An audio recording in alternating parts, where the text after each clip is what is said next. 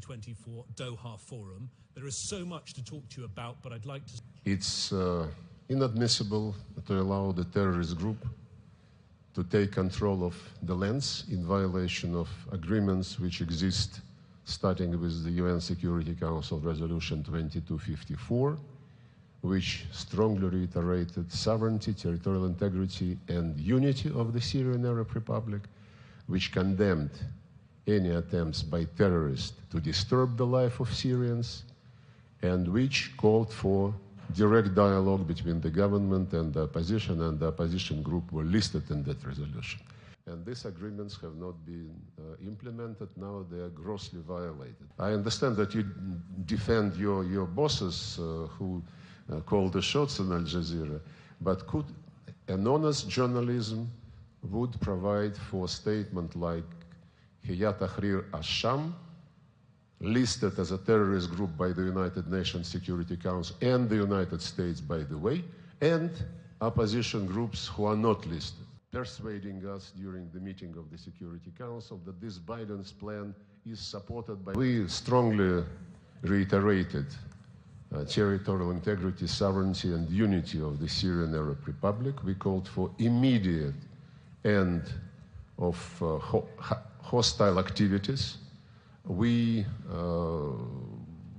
stated, all of us, that we want the Resolution 2254 to be fully implemented, and for this purpose called for the dialogue between the government and legitimate opposition, as provided in that resolution, to which you sign up.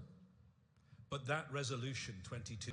We are very much sorry for the Syrian people who became a subject of another geopolitical experiment.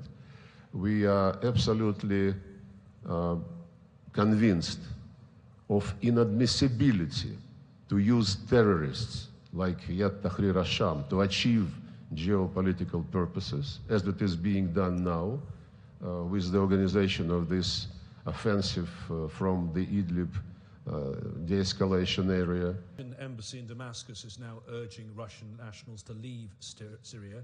We are very concerned with the fate of the Syrian people. We don't want them to follow the fate of Iraqis, of Libyans, and of other nations who were disturbed by the people desiring to keep their domination. If the opposition, which was mentioned, Russia helps the Syrian army with the air force, which is based at Khmeimim, and we help the Syrian army to counter the attacks of terrorists. What is the forecast? I cannot guess. We are not in the business of guessing. Were on a blacklist. They were allied to Al-Qaeda, and now in Afghanistan. First of all, he is projecting this position, as far as I understand, on CNN. And we checked with the Americans whether he is still on the US terrorist list. And they said, yes, he is, in addition to the Security Council terrorist list. So giving him the audience of CNN is already something.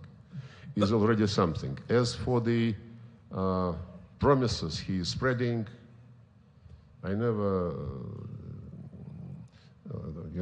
challenged the English proverb, the proof of the pudding is in the eating. That they would be elected in free and fair elections, do you?